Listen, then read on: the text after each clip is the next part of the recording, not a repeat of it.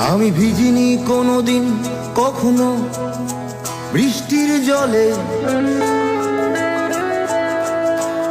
আমি জানি না আজ সত্যি সত্যি বৃষ্টি বৃষ্টি কাকে বলে। আমি ভিজিনি কোনোদিন কখনো বৃষ্টির জলে, আমি জানি না আজ সত্যি সত্যি বৃষ্টি বৃষ্টি কাকে বলে।